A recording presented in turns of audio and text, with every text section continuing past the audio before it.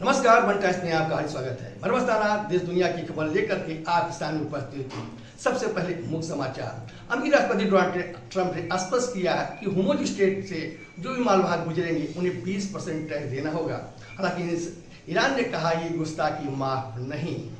फैसलाबाद में fast track सुनवाई के दौरान 1.5 वर्षीय आरोपी की हत्या पीट कर जाने के आरोप में आरोपी की फांसी की सजा सुनाई।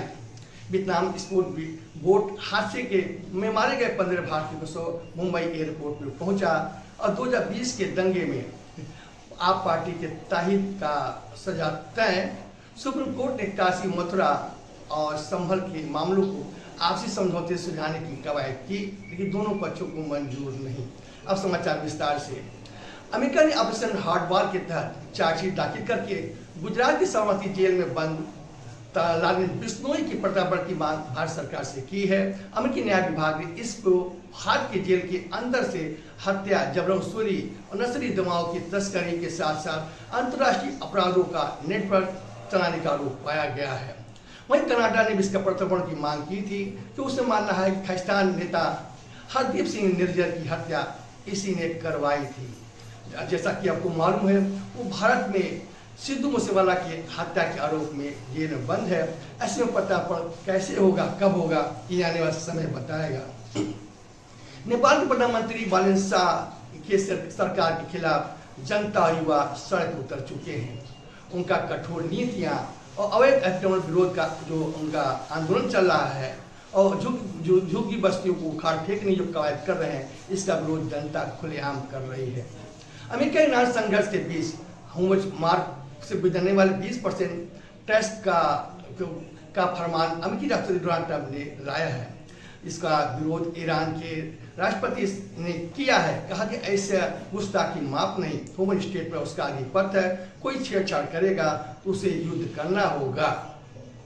जैसा कि आपको मालूम हो, फैसलाबाद के एक फास्ट ट्रैक अदालत ने 1.5 वर्षीय मासूम आरोपी की सड़क पर पीट की हत्या करने के मामले में आरोपी विराज और जितेंद्र पाठक को दोषी करार देते हुए फांसी की सजा सुनाई है।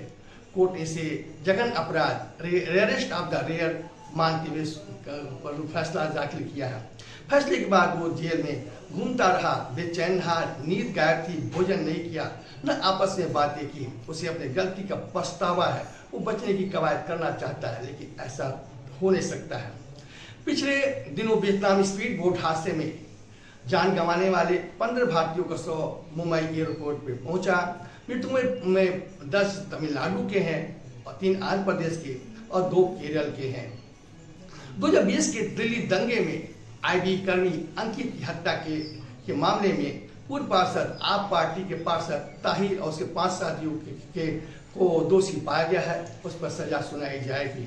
बताते चले, अंकित अपने मोहल्ले में गया था और उसे मालूम था कि उसके सभी परिचित हैं, दोस्त हैं, लेकिन हिंदू होने के कारण उस पर जानलेवा हमला हुआ। 51 बार चाकू से हमला हुआ और मारकर उसे डेड बॉडी को नाले में फेंक दिया गया था।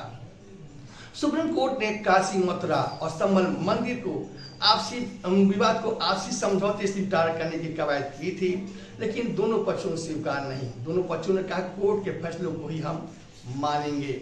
बिहार के बांकीपुर उपचुनाव का कल नामांकन के आखिरी दिन था। इसमें भाजपा के प्रत्याशी नीरज सिन्हा का मुकाबला जन स्वराज पार्टी के संस्थापक प्रशांत किशोर और तेज प्रताप पार्टी के वीरा कुमारी से त्रिकोणीय मुकाबला होगा। देखना है जीत किसकी होगी। आज का विचार, शासन प्रशासन का रुख बदला है। अब हर घटना पे सरकार संज्ञान लेती है, इसलिए कोई भी कदम उठाने से पहले अपने विवेक बुद्धि का प्रयोग जरूर करें। आप जोश में होश न खोए, अतः भारी पड़ सकता है। इस विचार के साथ आज समाचार समाप्त हुआ। कल फिर मुलाकात होगी, तब तक मुझे इजाजत दीजिए। आपका दिन शुभ हो।